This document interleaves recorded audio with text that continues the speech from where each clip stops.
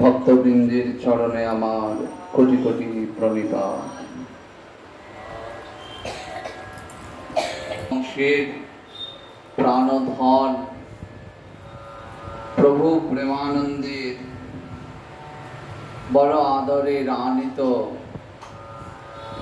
প্রাণ বধুয়া শ্রী শ্রী রাধা মাধব কি, প্রভু জগন্নাথ কি, মা গঙ্গা কি, মাধবাচার্য প্রভু কি, প্রেমানন্দ গোস্বামী প্রভু কি, নিতাই গৌরী বল।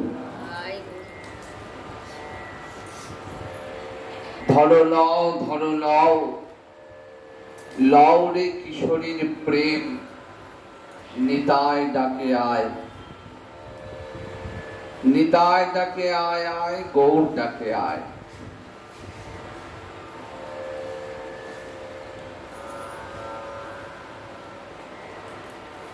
যারা সংসার বিমুখ হয়েছে, সংসার পরিত্যাগ করে এমন কোটি কোটি সংসার যার এক দৃষ্টিপাতে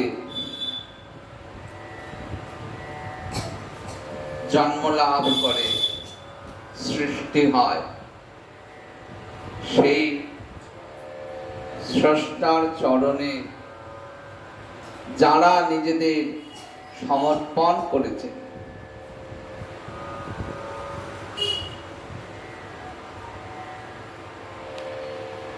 তারা অতি দয়ালু। কাদের জন্য তাদের কান্না, কাদের জন্য তাদের দয়া? সংসারী জীবের জন্য দয়া। শাস্ত্র এই সংসারী জীবের একটা বিশেষণ দিয়েছেন, সেই বিশেষণটি হল গৃহমেধি। যারা শুধুমাত্র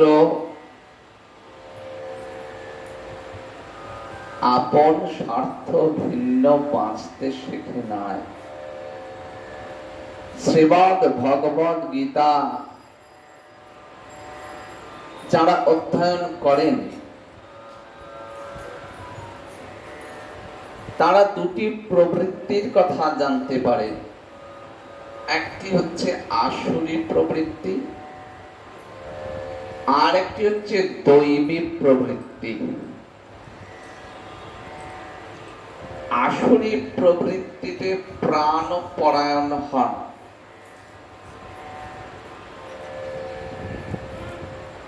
গৃহমেধি জীব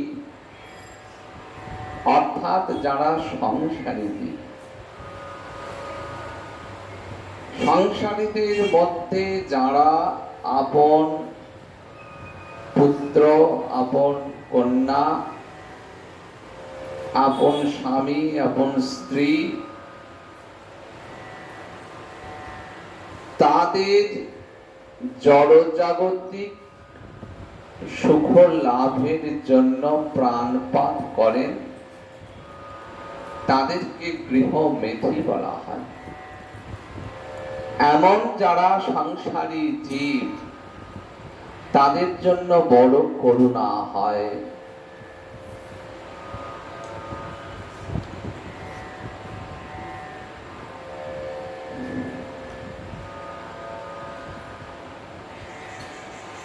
কেন?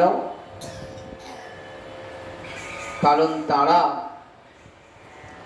অমৃতের ভাণ্ড পরিত্যাগ করে বিষের ভাণ্ড গ্রহণ করে। সামনে অমৃত আছে, কিন্তু সেটা পরিত্যাগ করে দিয়ে বিষের ভাণ্ড গ্রহণ করে। নরোত্তম দাস ঠাকুর বলেছেন, এই বিষের ভাণ্ডটি কি? এটি হচ্ছে জ্ঞান, কর্ম। সেখানে প্রেমের কথা নাই, সেখানে ভক্তি রসের অমৃতের ঝর্ণা ধারায় নিজেকে ধুইয়ে নেবার, অবগাহন করার কোনো অবকাশ সেখানে নাই।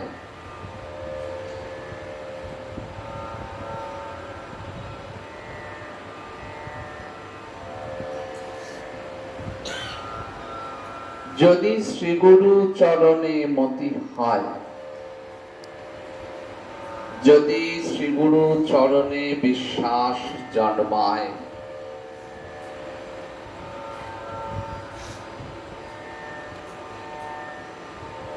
যার প্রতি গুরুদেব হন পরশন্ন, কোন বিঘ্নে সেহ নাহি হয় অবসন্ন। গুরুচরণ কেমন অমৃতের খনি। গুরুচরণ আশ্রয় করলেই শুধু হয় না, সেখানে বিশ্বাস যদি গাঢ় হয়, সেই কারণে শ্রীগুরু বন্দনায় কি বললেন? গুরুর বিক্রিয়া যদি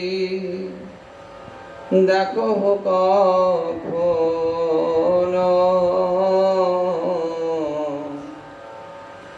তথাপি অবজ্ঞা নাহি করো কদাচন।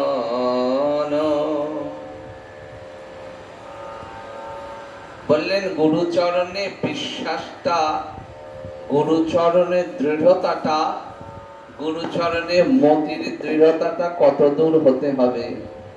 গুরুর বিক্রিয়া যদি দেখো কখনো।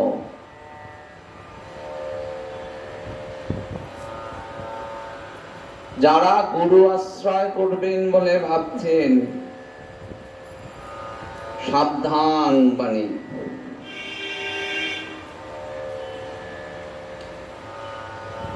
ভক্তিপথ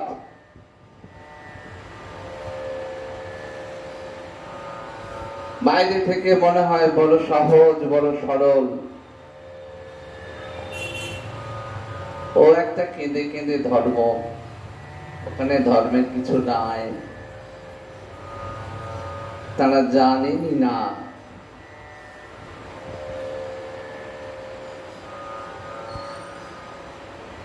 এখানে আত্মবিক্রয় কতখানি কঠিন, সেই জন্য সাবধান করে দিয়েছেন। যারা গুরু ভজবেন বলে ভাবছেন, যারা গুরুচরণ আশ্রয় করবেন বলে মনে করছেন, বললেন একটু সাবধান হয়েও। গুরুর বিক্রিয়া যদি দেখো কখনো, বললেন পারবে তো? কানটা পেতে দিয়ে গুরুদেবের কাছ থেকে মন্ত্রটি নিয়ে চলে এলে তারপরে আর সামাল দিতে পারবে তো? তাই গুরুচরণ আশ্রয় করলেই হয় না,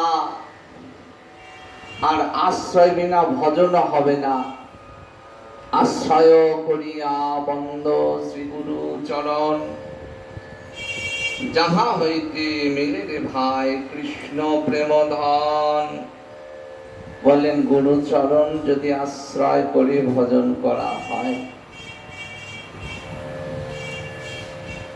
মতি দৃঢ় রেখে, বিশ্বাসকে দৃঢ় রেখে, আর দ্বিতীয় করা যাবে না সংসারে, দ্বিতীয় ভাবনা করা যাবে না। শ্রী গুরুদেবের কৃপা কান্ডারি কি দেবেন? পরম বস্তু দান করবেন। শ্রী গুরুদেবের কৃপায় পরম বস্তু প্রাপ্তি হবে, যাহা হইতে মিলে রে ভাই কৃষ্ণ প্রেম ধন।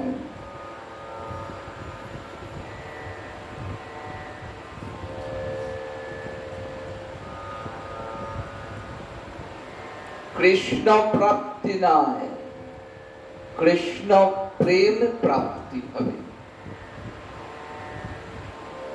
কৃষ্ণ প্রাপ্তিতে সুখ নাই। আমি কৃষ্ণ পদদাসী তিহমর সুখ রাশি। এই যে গোবিন্দের সঙ্গে সম্পর্ক স্থাপন, সেই সম্পর্ক স্থাপনের যে আনন্দ,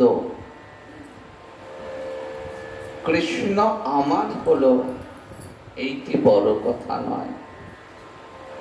আমি কৃষ্ণের হলাম, আমি কৃষ্ণ পদদাসী তিহমর সুখ রাশি। আমার সুখের কারণ কি? কৃষ্ণ আমায় কতটা ভালোবাসেন আমি জানি না, কিন্তু আমি আমার মন প্রাণ দেহ সব উজাড় করে কৃষ্ণকে ভালোবাসি। এইটি আমার সব থেকে বড় পাওনা। এই যে সম্পর্ক স্থাপন, এই যে জীবের আনন্দ লাভ, জীব জানেন আমার সঙ্গে কৃষ্ণের একটা চিরকালের সম্পর্ক রয়েছে।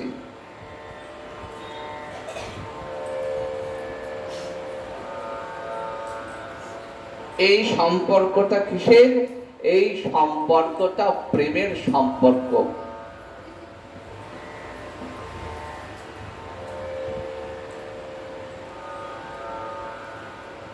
আশ্রয় করিয়া বন্দ শ্রী গুরু চরণ, যাহা হইতে মিলে রে ভাই কৃষ্ণ প্রেম ধন। ওই যে পরব্রহ্ম আজ ত্রিভঙ্গ ভঙ্গিম হয়ে দাঁড়িয়েছেন, কার টানে? ভক্তের প্রেমের টানে। যাকে নির্বিশেষ গুণ, নির্বিশেষ অর্থাৎ যার কোনো বিশেষতা নাই, যাকে কোনো সংজ্ঞার দ্বারা চেনানো যায় না, ধরানো যায় না, বোঝানো যায় না, দেখানো যায় না। আজ আমার প্রেমানন্দ গোস্বামী প্রভু কেঁদে কেঁদে সেই প্রভুকে বাঁকা ঠাকুর করে দিয়ে এসেছেন জগতের জীবকে উদ্ধার করবেন বলে। ভক্তের এত ক্ষমতা, ভক্তের এত স্পর্ধা। তাই ভক্তের কাছে নির্বিশেষ ব্রহ্ম বিশেষ সবিশেষ সগুণময় ব্রহ্মে পরিণত হন। ভক্ত আর কিছু জানেন না। তুমি কত বড়, তুমি কেমন জগৎ সৃষ্টি করো। মা যশোদা জানতেন? মা যশোদা জানতেন না যে তার পেটের ছেলেটি জগৎ পালক। জানতেন না মা যশোদা। কেননা ভক্তের কাছে নির্বিশেষ ব্রহ্ম তার সমস্ত সত্তা, সব কিছু ভুলে যান। মাধুর্যের টানে, প্রেমের টানে বশবর্তী হয়ে যান। তাহলে কৃষ্ণ প্রেমটা কত বড় বস্তু, যে বস্তুটা একেবারে সহজে নাগালের মধ্যে আপনি পেয়ে যেতে পারেন।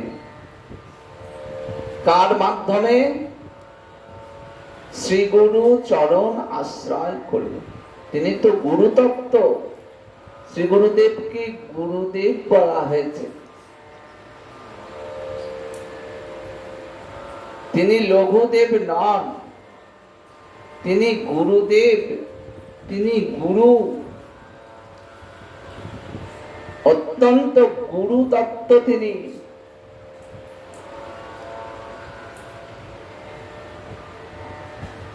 অজ্ঞান তিমিরান্ধস্য জ্ঞানাঞ্জন শলাকয়া। শ্রী গুরুদেব তার কৃপা শক্তির দ্বারা যারা তার শরণাগত হয়েছেন কি করেন? অন্ধকার থেকে পরিত্রাণ করেন। অবিদ্যা অন্ধকার,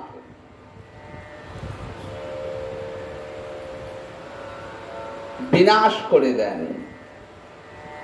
সেই জন্য সেই তত্ত্বের নাম, সেই প্রকাশের নাম গুরু তত্ত্ব। তিনি লঘু তত্ত্ব নন, তিনি গুরু তত্ত্ব। তিনি কি করছেন? শরণাগত জনকে রাধা গোবিন্দের যুগল চরণ আশ্রয় করাচ্ছেন, চেনাচ্ছেন। জীবের চিরন্তন যে আশ্রয়, সেই চিরন্তন চিরকালের, জন্মের আগে জন্মের পরে যে চিরকালের আশ্রয়, সেই আশ্রয়টি শ্রী গুরুদেব চেনা। তাই শরণাগত জনকে সাবধান করে দিয়েছেন মহাজন, সাধুজন, বৈষ্ণবজন, যে যখন আশ্রয় করবে বড় সাবধান হয়েও। গুরুর বিক্রিয়া যদি দেখো কখনো, বললেন শ্রীগুরু চরণে ভালোবাসার এতটাই গাঢ় হতে হবে, এতখানি গাঢ় হতে হবে যে এ সংসারে আমার গুরু ভিন্ন আর কিছু নাই। জগৎ সংসারে যে যেমন ভাবে আমার শ্রী গুরুদেবকে দেখেন, দেখুন আমার কাছে তিনি সর্বস্ব ধন।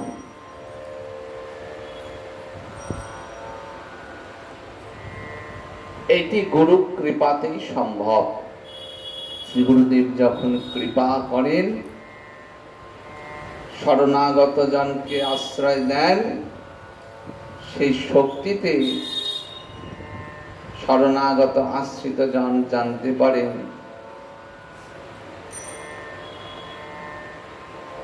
যে শ্রী গুরু চরণ ব্যতীত আমার আর দ্বিতীয় কোনো বস্তু নয় এই সংসারে।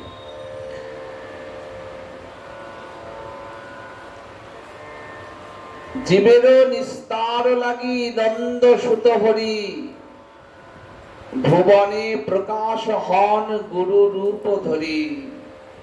গুরু যে সে বস্তু নন, নন্দ নন্দন যিনি, সেই নন্দ নন্দনের আজ এত কৃপা হয়েছে যে কি করেছেন, যে জগতের জীবকে তো জানাতে হবে। কে জানাবে? তাই নিজেই নেমে এসেছেন আজ। কেমন করে নেমে এসেছেন? আর 5 জনের মতো করে নেমে এসেছেন, যাতে জগতের জীব দূরে সরিয়ে না দেয়। তুমি তো ঠাকুর, তুমি তো ভগবান, তোমার সঙ্গে তো মেশা যায় না। তাই কেমন করে এসেছেন? মানুষ হয়ে এসেছেন। জীবেরও নিস্তার লাগি, জীবকে নিস্তার দেবেন। কি থেকে নিস্তার? জগৎ জীবের এই যে আসুরি ভাবনা, আমি আমার, মত পরায়ণতা,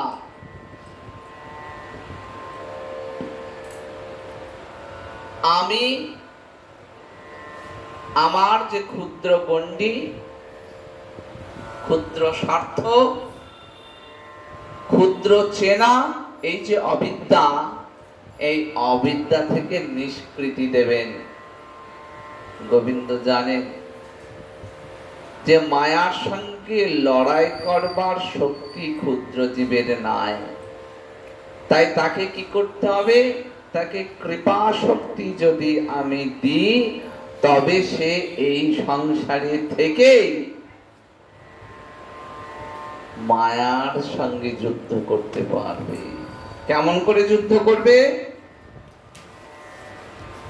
গুরুদেব যার প্রতি হন পরশন্ন, এমন কৃপা করবেন, এমন কৃপা করবেন, এমন কৃপা করবেন, যে কৃপার বলে শরণাগত জীবের কেমন অবস্থা হবে? কোন বিঘ্নে সেহ নাহি হয় অবসন্ন। মায়া তার কি করবে?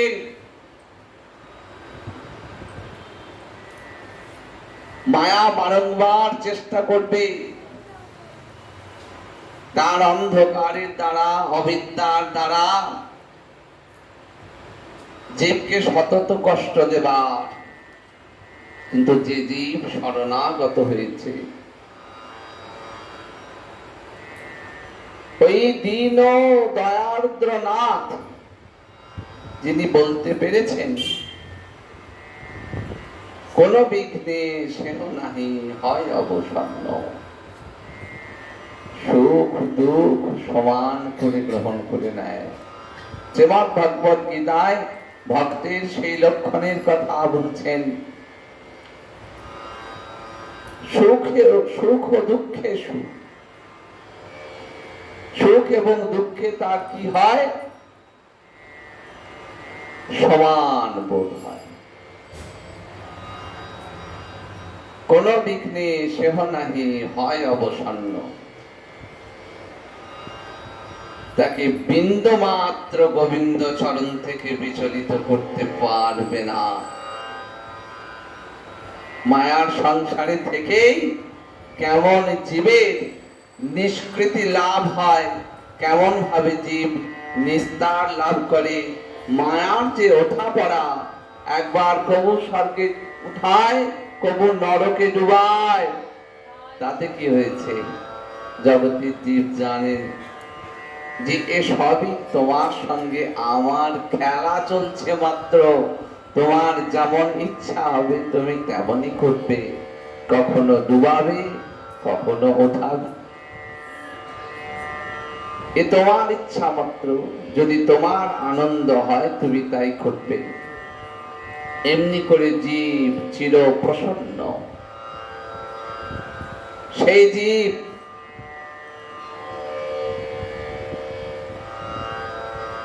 নিত্য কি করেন? নিত্য আনন্দিত থাকেন। কেন না? নিত্যানন্দের সঙ্গে তার সম্পর্ক হয়েছে। সে চিনেছে, কি চিনেছে? আপন স্বরূপ চিনতে পেরেছে। জীবেরও স্বরূপ হয় নিত্য কৃষ্ণ দাস। আমার তো এগুলো সব বাইরের আবরণ মাত্র। আমি নিজেকে যেটুকু চিনি, যতটুকু জানি, সেটা একটা আবরণ মাত্র। আমার সঙ্গে তো সম্পর্ক সেই কবে থেকে। সে কি আজকে? অব্যক্তাদীনি ভূতানি ব্যক্তমধ্যানি ভারত অব্যক্ত নিধনেনৈব তত্র কা পরিদেবনা। প্রভু অর্জুন বড় দুঃখ করছেন, বড় চিন্তা করছেন, বড় কষ্ট পাচ্ছেন।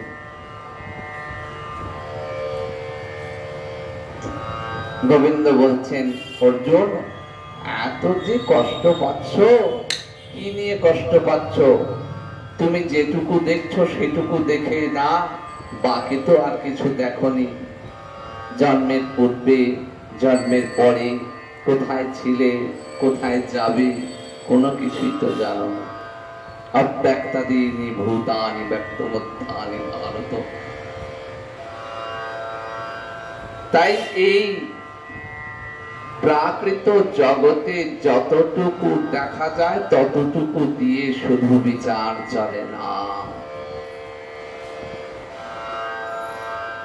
জগৎ সংসারের এইটুকু দিয়ে আমরা সব বিচার করি, কিন্তু শ্রী গুরু চরণে আশ্রয় হলে তিনি সেই বিরাট সমুদ্রটা চিনিয়ে দেন।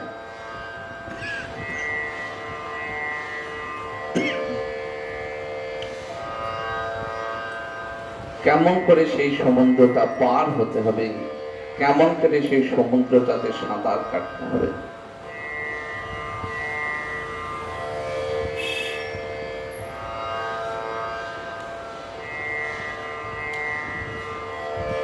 এমন করেই জগতের জীবের উদ্ধারের জন্য এমন মধুর মূরতি, যার বর্ণনা কেমন করে করছেন, জয় রাধা মাধব জয় কুঞ্জ বিহারী, জয় রাধা মাধব জয় কুঞ্জ বিহারী।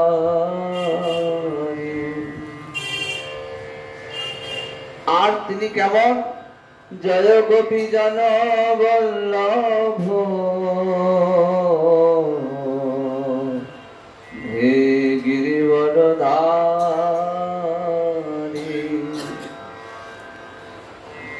ওহে নিকুঞ্জ বিহারী রাধা মাধব, ওহে কুঞ্জ বিহারী রাধা মাধব, ওহে গোপী জন বল্লভ রাধা মাধব, তুমি তো গিরি ধারণ করেছিলে। এমন যে রাধা মাধব,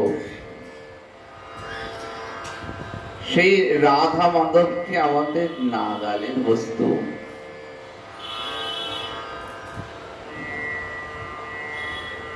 কিন্তু ভক্তের কৃপা হলে তিনি সব করেন। সব পারেন বলে কি করলেন, যে রাধা মাধব আমাদের নাগালের বাইরে ছিলেন, সেই রাধা মাধবকে আমাদের নাগালের মধ্যে নিয়ে এলেন। আমরা চাইলেই দর্শন করতে পারি, চাইলেই আরতির প্রসাদ পেতে পারি, আমরা যা চাই তাই পারি।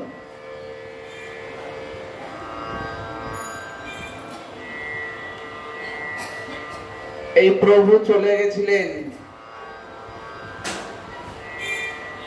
লীলা সম্পাদন করবেন বলে জয়পুরে। কোথায় জয়পুর? রাজস্থান। শুধু সেখানকার অম্বরের রাজা মানসিংহ এমন অপূর্ব রাধা মাধবকে নিয়ে গিয়ে রাখলেন, বড় যত্ন করে, বড় আদর করে, আদরের দন্ত, তাই আদর করে রাখলেন। রাজা রানী একেবারে রাজকীয় উপচারে সেবা করছেন।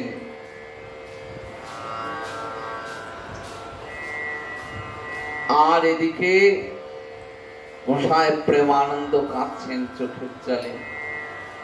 আর রাধা মাধব, তুমি কোথায় গেলে? আমার প্রাণধন, তুমি কোথায় গেলে? তোমায় দর্শন না করে আমার অন্তরের বিরহ আর তীব্র হয়ে ওঠে। এমনি করে করে কাঁদছেন চোখের জলে। আমরা তো কাঁদবো না, তাই আমাদের হয়ে কাঁদছেন প্রভু প্রেমানন্দ। একবেলা আধ বেলা, একদিন নয়, দিনের পর দিন এমনি করে কাঁদছেন, কোথায় গেলে, কোথায় গেলে, কোথায় গেলে বলে। আর পাগল পাড়া হয়ে ছুটছে। নিতাই চাঁদের বড় আদরের ধন মা গঙ্গা, বড় আদরের ধন। অভিরাম ঠাকুর তার স্তবে তার স্বরূপ, মা গঙ্গার স্বরূপ কেমন করে বলেছেন? বললেন বরা প্রেম মঞ্জরি। যখন সেবা দান করেন মঞ্জরীদের, সেই সেবাদানের কর্ত্রী হলেন আমাদের মা গঙ্গা। আমার নিতাই চাঁদের কন্যা মা গঙ্গা রাধারানীর নিকুঞ্জে যখন সেবা ভাগ করে করে দেওয়া হয়, তার নেতৃত্বে থাকেন মা গঙ্গা। তাই বলেছেন বরা প্রেম মঞ্জরি, এইটি তার স্বরূপ। কে বলেছেন? অভিরাম ঠাকুর বলছেন, যার প্রণামে শালগ্রাম ভিন্ন অন্য কোনো কিছু সঙ্গে সঙ্গে দ্বিখণ্ডিত হয়ে যেত। বারংবার প্রণাম করছেন মা গঙ্গাকে, যে দেখি তো নিতাই চাঁদের ঘরের কন্যা তো একবার পরখ করে দেখি সেই মা গঙ্গা কিনা। বারংবার প্রণাম করছেন। মা গঙ্গা মিটি মিটি হাসছেন আর আপন স্বরূপ প্রকাশ করছেন। সবাই দেখতে পাচ্ছেন না? সবাই দেখতে পাবেন না। অপূর্ব দর্শন নিশ্চিত হয়ে গেলেন। এরপর মা গঙ্গার এক বিস্তৃত স্তব, সেই স্তব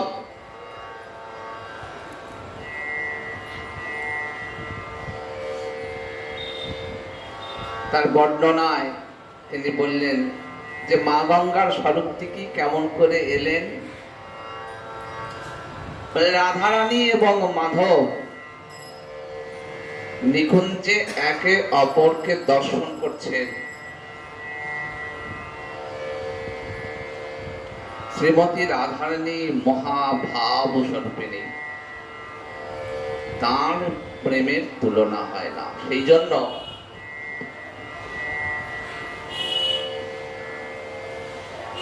যারা শ্রীমতীর রাধারানীর চরণখানি বন্দনা করেন, তারা কখনোই বলেন না তুমি রাধারানীর মতো, এ কথা কখনো বলেন না। তার প্রেম, তার ঐশ্বর্য, তার মাধুর্য জগৎ সংসারের কোনো কিছুর সঙ্গেই তুলনীয় হতে পারে না। সেই শ্রীমতী রাধারানী গোবিন্দের সঙ্গে নিকুঞ্জে মিলিত হয়েছেন, কিন্তু রাধারানীর হারাবার ভয় সবসময়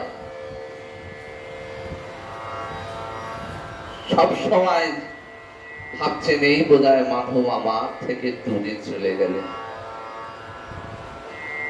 এই যে বিরহ, এই যে উৎকণ্ঠা,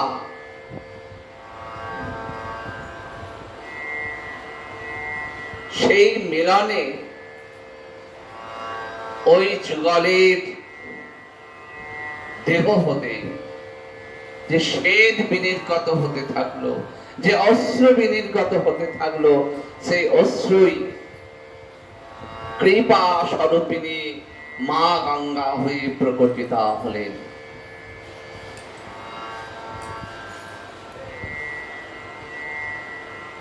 অভিরাম ঠাকুর তিনি তার স্তবে মা গঙ্গার সেই স্বরূপকে ব্যাখ্যা করছেন। আমাদের কত ভাগ্য যে এমন মা গঙ্গার আপন পুত্র প্রভু প্রেমানন্দ, তিনি তো কাঁদবেনই। আমরা কেন কাঁদি না? কারণ আমাদের স্বরূপ বিস্মৃত হয়েছে, তাই কাঁদি না। আমরা সংসারকে আপন করেছি, সংসারের যিনি আত্মা স্বরূপ, প্রাণ স্বরূপ, তাকে প্রাণ করি নাই, সেই প্রাণে প্রাণ দান করি নাই। কিন্তু প্রভু প্রেমানন্দ তিনি মা গঙ্গার সন্তান, তিনি তো প্রেমে পরিপূর্ণ। নিতাই যাদের পূর্ণ কৃপা রয়েছে তার প্রতি, তাই তিনি কাঁদছেন, গোবিন্দ বিরহে কাঁদছেন, যুগল বিরহে কাঁদছেন। নরোত্তম দাস ঠাকুর বললেন না, রাধা কৃষ্ণ প্রাণ মোর যুগল কিশোর। আমার প্রাণ অন্য কিছু নয় সংসারে, রাধা কৃষ্ণ প্রাণ মোর যুগল কিশোর।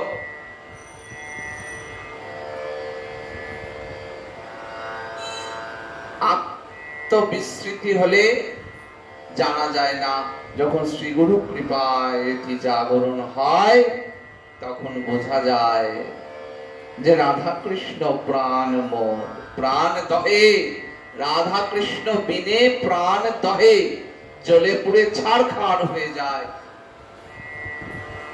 সিদ্ধ মহাত্মাদের জীবন দেখুন, বিরহে দাও দাও করে পুড়ে যাচ্ছে।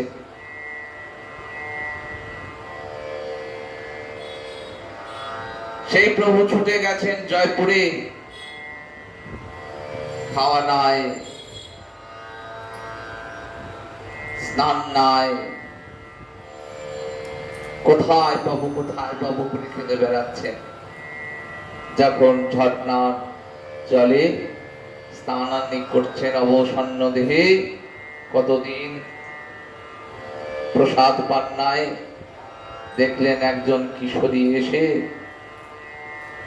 সোনার থালায় প্রসাদ দিয়েছেন প্রভু প্রেমানন্দকে। অবাক হয়ে গেছে, প্রসাদ পেয়েছেন, পাওয়ার পরে মনে হয়েছে প্রসাদ আমি কোথায় পেলাম।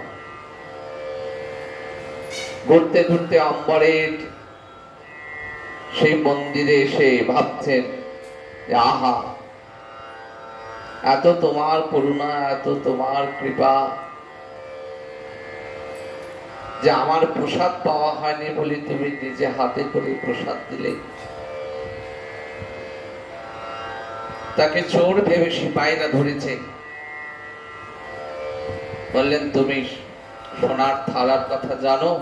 এটি সোনার থালা পাওয়া যাচ্ছে না। বললেন, হ্যাঁ ঝর্ণার জলের ওখানে রাখা আছে, আমাকে কে যেন একটু প্রসাদ দিয়ে এসেছিল তাদের। অবাক হলেন সকলে, এই কথা চারিদিকে ছড়িয়ে পড়ল। এরপর স্বপ্নাদেশ হলো রাজা রানীর কাছে, একই স্বপ্নাদেশ হচ্ছে প্রভু প্রেমানন্দের কাছে, যে আমাকে নিয়ে চলো, আমি তোমার সেবা লাভ করতে চাই।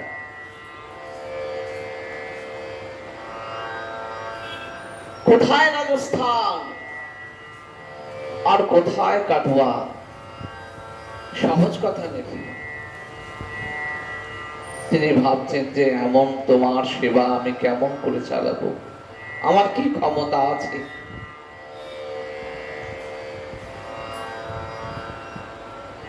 আজও দেখুন প্রভু তার আপন কৃপায় তার সেবা কেমন করে করিয়ে নেয়। রাজকীয় ভাবে তার সেবা চলছে, যেখানে যেখানে শ্রী রাধা মাধবের সেবা হচ্ছে সর্বত্র। কারণ প্রভু প্রেমানন্দকে ভক্তকে কথা দিয়েছিলেন যে সেবার দায়িত্ব প্রেমানন্দ প্রভুর নয়, সেবা চালানোর দায়িত্ব তার।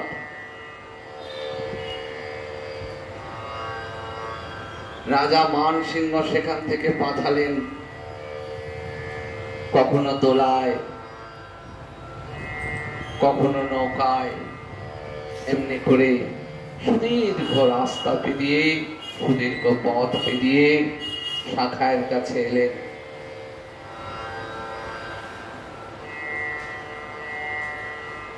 সেখানে আবার প্রভুর আদেশে প্রেমানন্দ গোস্বামী প্রভু সংসার ধর্ম গ্রহণ করলেন। জনার্দন বিপ্রের কন্যা তার পানি গ্রহণ করছেন,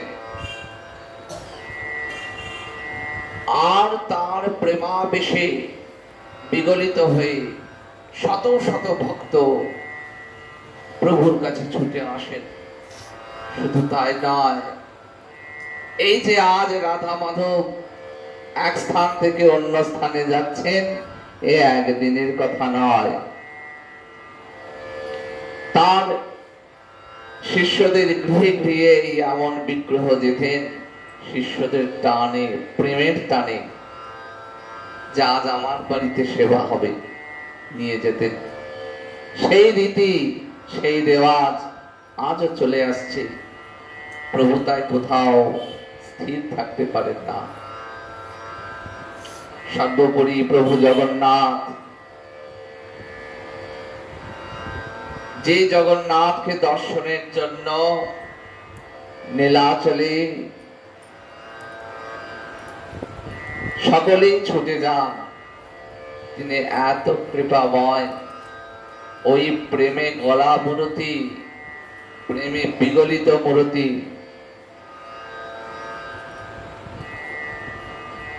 কৃপা করে এলেন প্রভু প্রেমানন্দের কাছে। কোন এক অজ্ঞাতনামা ব্রাহ্মণ, তিনি আর সেবা চালাতে পারছিলেন না, কোন বৈষ্ণব, সে তো ছুত, ছল মাত্র। গোবিন্দ যখন লীলা করেন এমনি করে ছলছুত করে তো আসেন, আমাদের কৃপা করবেন বলে। নয়ন ভোলানো, নয়ন জুড়ানো, কিবা কালিয়া রূপের ছটা, সেই কালিয়া রূপের ছটা রাধা গোবিন্দের সঙ্গে এক আসনে রয়ে গেলেন। আর আমাদের ছুটে যেতে হয় না কোথাও। জগন্নাথ স্বামী নয়ন পথগামী, তিনি নয়ন সম্মুখেই রয়ে গেলেন, আমাদের ধ্যানের ধন হয়ে রয়ে গেলেন।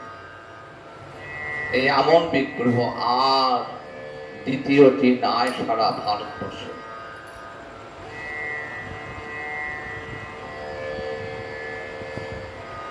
এমনি করে প্রভু প্রেমানন্দ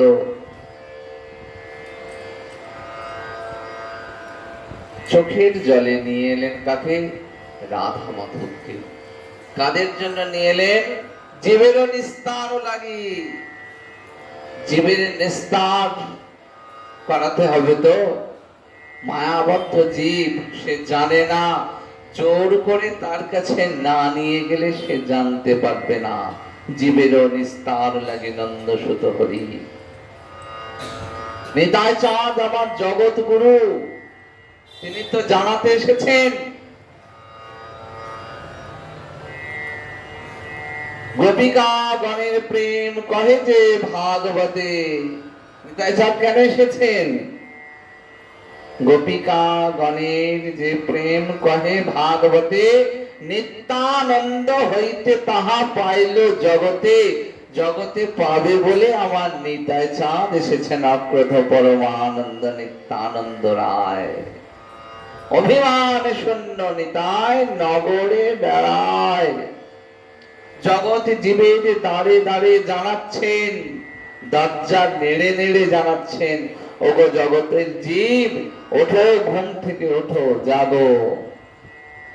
আর অবিদ্যার ঘরে কত শুয়ে থাকবে? তাই পানিহাটির তীরে জগতের জীবকে জাগাচ্ছেন 3 মাস ধরে। সেখানে এমন অবস্থা, প্রেমে গদগদ অবস্থা, সেই প্রেমোন্মত্ত অবস্থায় 3 মাস ধরে কেউ সেখানে অন্ন জল স্পর্শ করেন না মাত্র।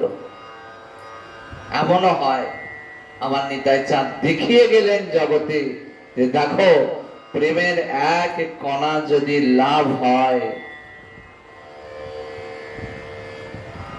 তার কি হইল অন্তরে ব্যথা। আজ বসিয়া বিদলে থাক কলে, না শোনে কাহার কথা।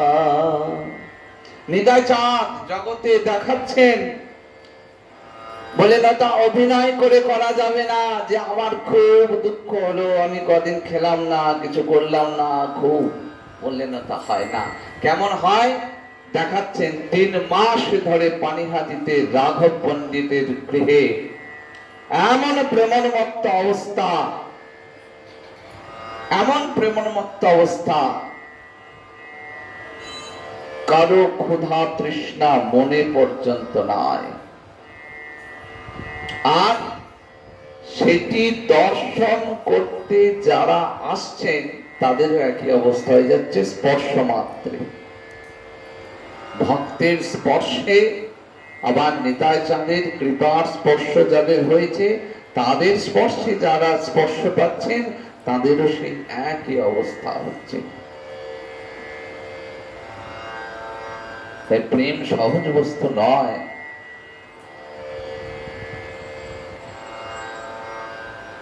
এই প্রেম লাভ সহজ বস্তু নয়, কিন্তু সহজ করে দিয়েছেন আমার নিতাই চাঁদ। আমার নিতাই চাঁদ না এলে জগতের জীব এমন করে কি বলতো, ভজ গৌরাঙ্গ কহ গৌরাঙ্গ লহ গৌরাঙ্গের নাম রে, ভজ গৌরাঙ্গ কহ গৌরাঙ্গ লহ গৌরাঙ্গের নাম রে। রাধারানী গোবিন্দ তো মধু, আর দুই মধু যখন একত্রিত হয়,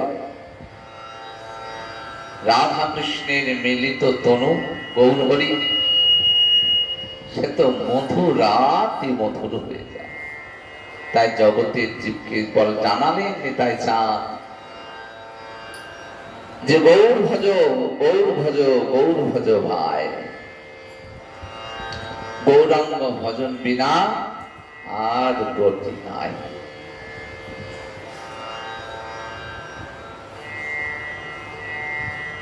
সাধু কেমন করে জানান? দাঁড়ে দাঁড়ে গিয়ে জানান। জানেন যে জগতের জীব সংসারের বিষ পান করেছে, তো তারা প্রেম গ্রহণ করতে সমর্থ নয়। কোনো কিছু গ্রহণ করার জন্য একটা সামর্থ্য লাগে, একটা শক্তি লাগে, কিন্তু জগতের জীব শক্তি হারিয়ে ফেলেছে। গোপীদের যে প্রেমে গোবিন্দ বশীভূত, সেই প্রেম যদি দিয়ে দেওয়া হয় তারা সেটা ধরে রাখতে পারবে না। তাই কেমন করে দিচ্ছেন? নামেরও সহিত আছেন আপনি শ্রীহরি। জগতের জীবকে নাম দান করলেন, জগতের দাঁড়ে দাঁড়ে গিয়ে নিজে হাতে করে দিচ্ছেন, বিলিয়ে দিচ্ছেন নিজে, কারণ এ আর কেউ দেওয়ার ক্ষমতা রাখে না। গৌর হরির আদেশ, সে আদেশের বলে বলিয়ান হয়ে নিতাই চাঁদ জগতের জীবকে হরিনাম বিলোলেন। তার কৃপা বর্ষিত হলো মা গঙ্গার প্রতি। মা গঙ্গা যখন আবির্ভূত হলেন, কোন মতেই স্তন্যপান করছেন না। কেন স্তন্যপান করছেন না? সকলে অত্যন্ত চিন্তিত হয়েছে যে সন্তান কি তাহলে অসুস্থ হলো। নিতাই চাঁদ জানাচ্ছেন যে দেখো, ওটা কোনো দীক্ষা হয়নি, তাই স্তনযুদ্ধ পান করছে না। মা জাহ্নবী মা গঙ্গাকে দীক্ষা দান করলেন। এরপর মা গঙ্গা স্তনপান করে।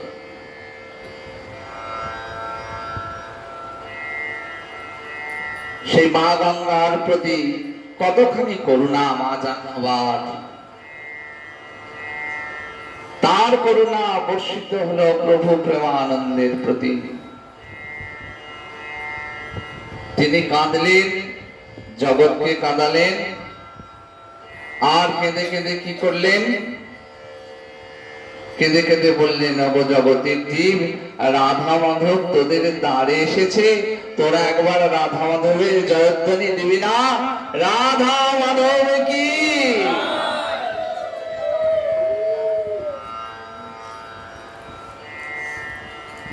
প্রেমানন্দের প্রাণধন জয় রাধা মাধব।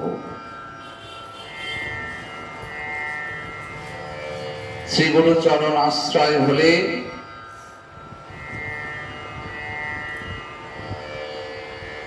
জগতের জীব এই কৃষ্ণ প্রেম লাভ করতে পারে। তখন সংসারের যে বিষটা সেটাকে চেনা যায়। অন্য আর যা কিছু বিষবৎ আছে সকল কিছুকে জানা যায়। আমরা জানি না বলে বুঝতে পারি না। ওই গুরুচরণে যদি মতি হয়, গুরুচরণে যদি আশ্রয় হয়, তাহলে সেই কৃপায় আমরা এমন কৃষ্ণ প্রেমের কণাটুকু যদি লাভ করতে পারি, তাহলে এই একমাত্র মানব দেহ এবং মানব জীবন, যে মানব দেহে মানব জীবনে জীবের নিস্তার লাগে, নিস্তার হবে, আমরা নিষ্কৃতি পাব।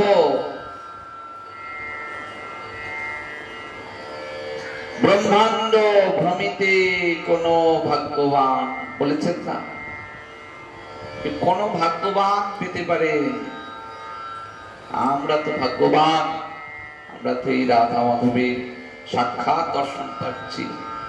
ভাগ্য না থাকলে কি হয়? শ্রী গুরুদেবের প্রসাদে সব পাওয়া যাবে, সমস্ত দুর্বলতা দূরীভূত হবে, ভজন হবে, একতা আসবে, নিষ্ঠা আসবে। শ্রী গুরু চরণের রতি হোক, শ্রী গুরু চরণের মতি হোক। নিতাই গৌর সীতানাথ প্রেমানন্দে একবার হরি হরি রাধে গোবিন্দের মাধুরী দেখো নিতাই চাঁদের মাধুরী, দেখো নিতাই চাঁদের মাধুরী, দেখো নিতাই চাঁদের মাধুরী, দেখো নিতাই চাঁদের মাধুরী।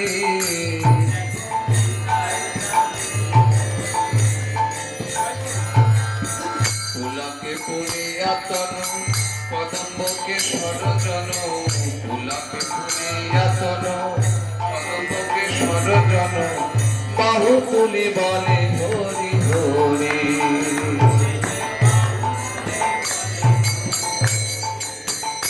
দেখো নিতাই চাঁদের মাধুরী, দেখো নিতাই চাঁদের মাধুরী।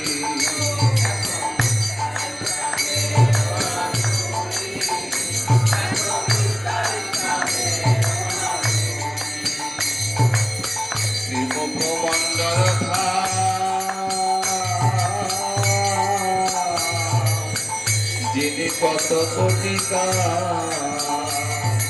শ্রীমুখমণ্ডল যিনি কত কোটিকা, সেনাবিহি কিসে নীল নীল, সেনাবিহি কিসে নীল নীল। মথিয়ালা বন্য সিন্ধু, আরে তাহে নিহারি আইন্দু, মথিয়ালা বন্য সিন্ধু, তাহে নিহারি আইন্দু, সুধা সাথে মুখানে গড়িল, সুধা সাথে মুখানে গড়িল। দেখো নিতাই চাঁদের মাধুরী,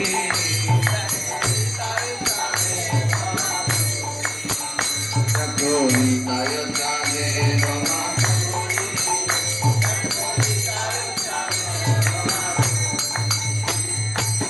নবকঞ্জ তলয় আখি তার তো ভ্রমর পাখি, নবকঞ্জ তলয় আখি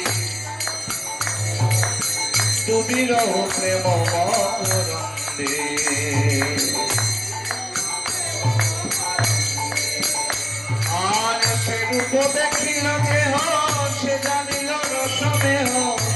দেখিল দেহ সে রূপ দেখিল দেহ সে জানিল রসনেহ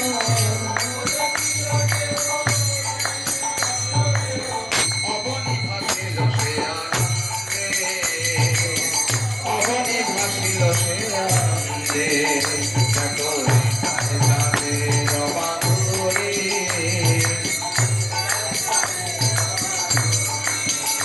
দেখো চাঁদের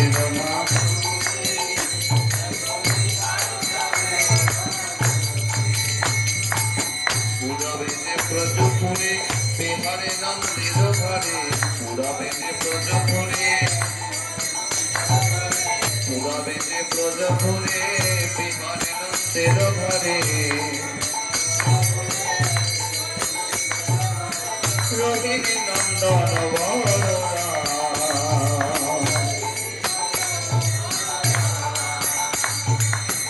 এবে পদ্মাবতী সুত নিত্যানন্দ অবধূত এবে পদ্মাবতী সুত নিত্যানন্দ অবধূত ভুবন পাবন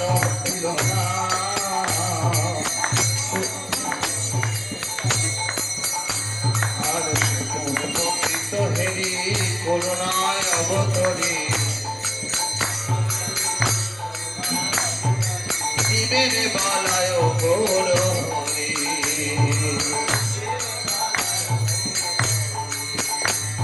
আরে পরিয়াসে ভববন্ধে কান্দয়ে লোচনয়ন্তে পরিয়াসে ভববন্ধে কান্দয়ে লোচনয়ন্তে না দেখি আসে রূপ মাধুরী না দেখি আসে রূপ মাধুরী দেখো নিতায় চাঁদের মাধুরী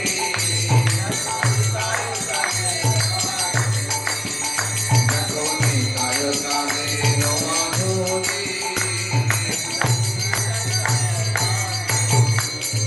দেখো নিতায় চাঁদের মাধুরী দেখো নিতায় চাঁদের মাধুরী দেখো নিতায় চাঁদের মাধুরী দেখো নিতায় নিতায় হে রে হে নিতায় হে গোর হে দেখো নিতায় হে গোর হে নিতায় হে গোর হে জয় জয় রাধে কৃষ্ণ গোবিন্দ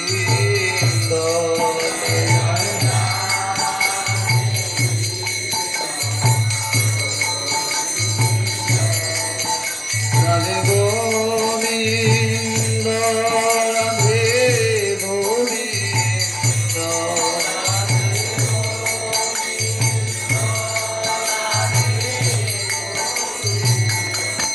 জয় জয় রাধে কৃষ্ণ গোবিন্দ জয় জয় রাধে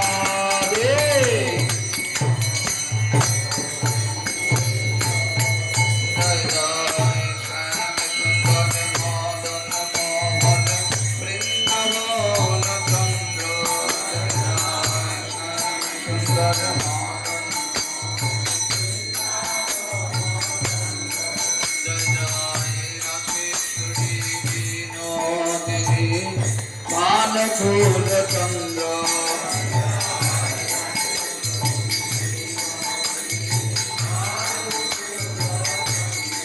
জয় জয় রাধা রমণ রাসে বিহারী শিব পূর্ণানন্দ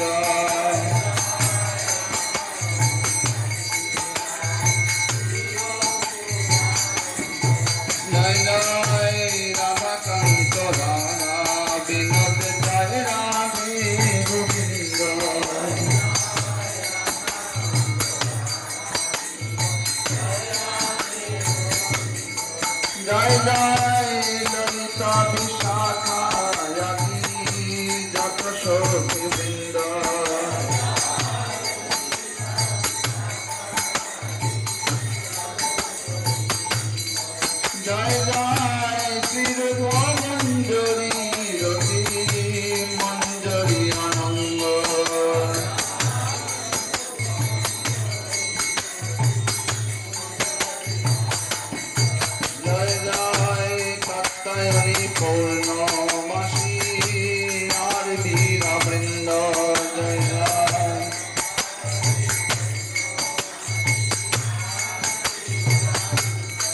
তোমরা সবে মিলে করো দয়া, আমি অতি মন্দ।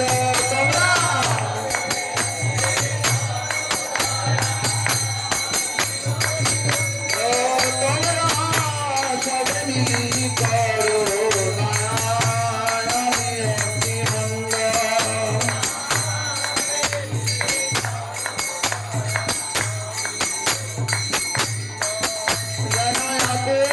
প্রাণে গাইতে পারি আমি তাই গৌরাঙ্গ।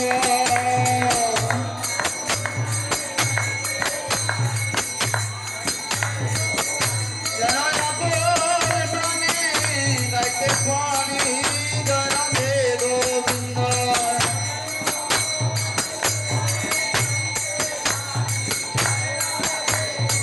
রাধে রাধে গোবিন্দ, জয় জয় রাধে গোবিন্দ, জয় রাধারানীর জয় দাও, জয় রাধারানীর জয় দাও। ওরে বৃন্দাবন বিলাসিনী রাধারানী জয় নয় ভাই।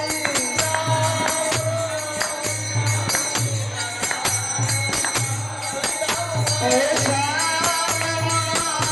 মোহিনী রাধারানী জয় নয় ভাই।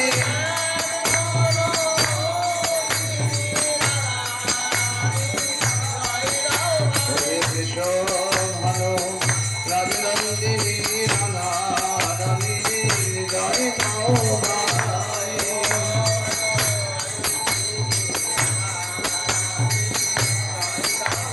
ওরে অষ্ট সখী শিরোমণি রাধারানী জয় নয়।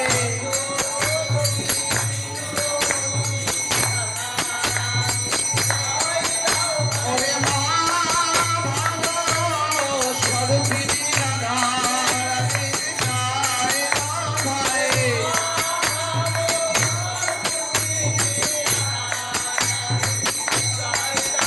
ওরে অপার করুণাময়ী রাধারানী জয় নয়।